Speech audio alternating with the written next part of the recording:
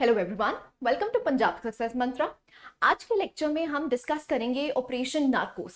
Operation Narcos क्या है, किसने लॉन्च किया है, उसके बारे में पढ़ेंगे। उसके बाद हम देखेंगे साइकोट्रोपिक ड्रग्स जो इंडिया में लिए जाते हैं, कंज्यूम किए जाते हैं, उसके कुछ स्टैटिस्टिक्स, कहाँ पर कन्विक्शन रेट ज़्यादा है, कौन से ऐसे ड्रग्स हैं जो ज़्यादा कंज्यूम किए जाते हैं, उसके बारे में डिटेल में रीड करेंगे। Let's start.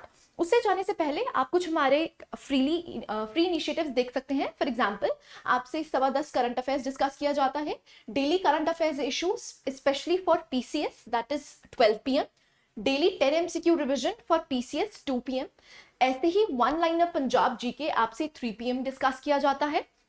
And the last one is daily 10 MCQs for Punjab PPSC और PSSB एग्जाम्स के लिए जो भी इंपॉर्टेंट रेलेवेंट क्वेश्चंस हैं वो आपसे डिस्कस किए जाते हैं।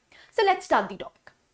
देखिए, सबसे पहले आपको पता होना चाहिए कि अगर ऑपरेशन नार्कोस पूछा गया, अगेन ये आपसे प्रीलिम्स में भी पूछ सकते हैं, प्रीलिम्स में पूछ सकते हैं डायरेक्टली कि ऑपरेशन नार्कोस किसने चलाया है। सो ऑपरेशन नार्कोस किसने चलाया है, that is railway protection force. अब रेलवे प्रोटेक्शन फोर्स ने रिकवर किए हैं the narcotics of over 7.4 crore. अब उन्होंने एक ऑपरेशन चलाया था, ऑपरेशन नार्कोस, जो कि 1 मंथ लॉन्ग था, जिसमें जो भी रेलवेज के थ्रू जो भी इलीगल सप्लाई ऑफ ड्रग्स होता है, ड्रग्स का आदान प्रदान होता है, उसके लिए ये ऑपरेशन चलाया गया है, that is operation Narcos. I hope यहां तक क्लैरिटी है, राइट। सो अगर हम इसके हाइलाइट्स देखते हैं, कुछ की हाइलाइट्स। सो यहां पर क्या है, in order to bring the attention to the menace of narcotic drugs and psychotropic substances, a month long pan India drive against the psychotropic drugs was done. जो भी रेल के थ्रू साइकोट्रोपिक ड्रग्स का आदान प्रदान होता है, उस पे एक कर्ब करने के लिए ये ऑपरेशन जारी किया गया था, राइट। सो जो आरपीएफ है, it has intensified its checks in the trains and in identified black spots across the country. So जो ब्लैक स्पॉट्स एग्जिस्ट करते हैं उनको आइडेंटिफाई किया गया है, और रेल्स के थ्रू जो भी आपके साइकोट्रोपिक ड्रग्स एक जगह से दूसरी जगह जाते हैं, सप्लाई होते हैं, इलीगली सप्लाई होते हैं, उसको कर्ब करने की बात की गई है। So the project is launched by RPF, done. अब देखते हैं कि अगर हम कन्विक्शन रेट की बात करते हैं तो धीरे धीरे करके अगर आप देखें तो 2016 में जो भी केसेस कन्विक्शन रेट्स हुई हैं तो इट इज अप्रोक्सीमेटली 50,000। लेकिन जैसे जैसे आप डेटा देखते हैं, अगर हम 2019 की बात करते हैं तो आपको सबसे ज्यादा राइज देखने को मिला है। तो इसका मतलब क्या है, जितनी भी ऑर्गेनाइजेशंस हैं जो कि ड्रग मीनेस को हैंडल कर रही हैं, उन्होंने कन्विक्शन रेट्स हाई किए हैं, जिसकी वजह से इस पे एक पाबंदी लग पाए, कर्ब हो सके, right. So this is the data of conviction rates. लेकिन अगर हम ड्रग सब्सटेंस अब्यूज की बात करते हैं इंडिया में, तो सबसे ज्यादा जो यूज किया जाता है दैट इज अल्कोहल। अल्कोहल के बाद आपको देखने को मिलेगा दैट इज कैनबिस की फॉर्म्स। जो कैनबिस की फॉर्म्स हैं तो सबसे ज्यादा आपको देखने को मिलता है that is bhang, done. Next आता है दैट इज गांजा एंड चरस। ओपियोइड्स जो एग्जिस्ट करते हैं उसमें भी आपको इजाफा देखने को मिला है। ऐसे ही अगर हम सेडेटिव्स की बात करते हैं, जो भी आपके फार्मास्यूटिकल सब्सटेंसेस होते हैं, उसमें भी आपको इंक्रीज देखने को मिला है, right. So these are the scale of substance abuse in India. तो आपको थोड़ा डेटा पता होना चाहिए कि अगर हम सब्सटेंस अब्यूज की बात करते हैं तो सबसे ज्यादा रेट किसका है, that is of alcohol, done. Next चलते हैं कि कौन सी ऐसे ड्रग सब्सटेंसेस हैं जो यूटिलाइज ज्यादा किए जाते हैं। फॉर एग्जाम्पल, अगर हम ओपियोइड्स की बात करते हैं तो it is 2.1% of India's population. अब देखिए ये कॉज ऑफ कंसर्न क्यों है। अगर कोई यूथफुल स्टेज में ही और शी कंज्यूम्स द ड्रग्स, सो इसका मतलब क्या है, जो एक्चुअली में डेमोग्राफिक डिविडेंड है वो क्या हो रहा है, वो हार्म हो रहा है इससे, क्योंकि उनके जो वर्किंग ईयर्स हैं वो वर्क प्रॉपर्ली नहीं कर पाएंगे, और उसकी वजह से क्या है कि ये जो हमारी कंट्री के लिए डिविडेंड था, जो हमारी जीडीपी में कंट्रीब्यूट कर सकता था वो आज नहीं कर पाएगा। सो आप देख सकते हैं 2.1% ऑफ इंडियाज पॉपुलेशन जो कि एज सच कोई भी जीडीपी में कंट्रीब्यूशन नहीं कर रहे, राइट। अगर ऐसे ही हम कैनबिस की बात करते हैं तो 2.8% of India's population is consuming this. Now again ये इंपॉर्टेंट हो जाता है कि अगर आपके 2.8% people are consuming this drug, that means they are not contributing to the society, rather they will be a burden to the society.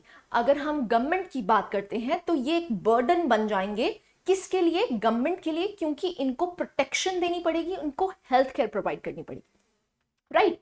So this is all. Again आप women and children में भी देख सकते हैं, क्योंकि धीरे धीरे करके डेटा देखा गया है कि जो भी इंक्रीज है ड्रग अब्यूज का वो वुमेन में परसेंटेज ज्यादा देखने को मिली है, ज्यादा इंक्रीज देखने को मिला है। तो that is a cause of concern and that too children are also harmed by it. So you can see 0.9% of all children are consuming opioids and that is a cause of concern. Why? Because अगर children इसमें पड़ जाते हैं तो उनकी जो भी youthful stage है वो सारी की सारी इसमें चली जाती है। Done. So this is the data. अब देखते हैं कि आरपीएफ क्या है। सो जो कंटिजेंट है आरपीएफ का वो एक आर्म्ड फोर्स है यूनियन ऑफ इंडिया की and it is a security force under the ownership of Indian railways, जो कि मिनिस्ट्री ऑफ रेलवेज के तहत आता है। सो हम कह सकते हैं it is a armed force. अगर हम इसकी हिस्ट्री देखते हैं तो ये 1882 में बनाई गई थी, जो कि प्री इंडिपेंडेंस है, राइट। सो जो भी रेलवे कंपनीज हैं उन्होंने अपॉइंट किए थे खुद के गार्ड्स, लेकिन इसको स्टैट्यूटरी प्रोविजन कब मिली है? 1957 में। So the force was declared a statutory force in 1957 by an enactment of the parliament. उसके बाद armed forces of Union of India 1985 में इसको डिक्लेयर किया गया था। तो हम कह सकते हैं कि 1882 में, मतलब प्री इंडिपेंडेंस जब थी, तो ये प्राइवेट फर्म की तरह काम करती थी, प्राइवेट कंपनीज के लिए काम करती थी, लेकिन इसको स्टैट्यूटरी प्रोविजन कब दिया गया है? 1957 में। और आर्म्ड फोर्सेस ऑफ यूनियन के तहत इसको कब लॉन्च किया गया है? That is 1985। So this is all about RPF. अब इसकी रिस्पॉन्सिबिलिटी क्या है कि जो भी रेलवे के ऑपरेशंस हैं वो उनको सेफ्टी प्रोवाइड करना और वो अच्छे से हो पाए। So that is the duty of RPF. अब देखिए ऐसा नहीं है कि ऑपरेशन नार्कोस ही सिर्फ जो स्कीम है या प्रोजेक्ट है उसको लॉन्च किया गया है। आरपीएफ के ने बहुत से प्रोजेक्ट्स को लॉन्च किया है, जिनमें से एक है ऑपरेशन नार्कोस, ठीक है। सो अगर हम अदर इनिशिएटिव्स की बात करते हैं तो यू कैन सी यहाँ पर ऑपरेशन आहट है। जो ऑपरेशन आहट है वो किसके लिए है? That is special teams will be deployed on long distance train routes with focusing on rescuing the victims, particularly women and children.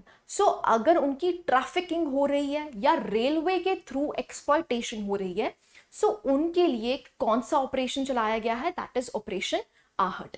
ऐसे ही अगर हम मेरी सहेली इनिशिएटिव की बात करते हैं, सो ये इनिशिएटिव क्या लिया गया है? That is safety of the women passengers. So आप नाम से भी लगा सकते हैं। अगेन आपसे प्रीलिम्स के क्वेश्चन बन सकते हैं कि कौन सी ऐसी इनिशिएटिव्स हैं, कौन सी ऐसी स्कीम्स हैं जो किसने लॉन्च की हैं? दैट इज आरपीएफ ने लॉन्च की हैं। तो आपको एटलीस्ट नाम पता होने चाहिए, उनका की एजेंडा क्या है, मेन एम क्या है, वो आपको पता होना चाहिए, राइट। सो ऐसे ही अगर हम ऑपरेशन यात्री सुरक्षा की बात करते हैं तो यहां पर भी क्या किया गया है? सपोर्ट दी गई है स्टेट पुलिस की in fighting against the passenger crime. So अगर कोई भी क्राइम होता है ड्यूरिंग द रेलवे जर्नी तो उसके लिए कौन सा ऑपरेशन चलाया गया है? दैट इज ऑपरेशन यात्री सुरक्षा।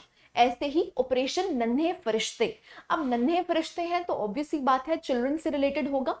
सो जो भी अबैंडन किए जाते हैं, जो भी चिल्ड्रन अबैंडन किए जाते हैं ऑन द रेलवे स्टेशन, सो उनको रेस्क्यू करने के लिए और उनको बेनिफिट पहुंचाने के लिए कौन सी स्कीम चलाई गई है, कौन सा इनिशिएटिव चलाया गया है? दैट इज ऑपरेशन नन्हे फरिश्ते, राइट। सो ये सारी इनिशिएटिव्स हैं जो किसके द्वारा लिए गए हैं? That is RPF in addition to operation Narcos. Done. So this was all about this operation. आप कुछ हमारे फ्री इनिशिएटिव्स और पेड इनिशिएटिव्स देख सकते हैं। So I hope you like the lecture. Thank you very much.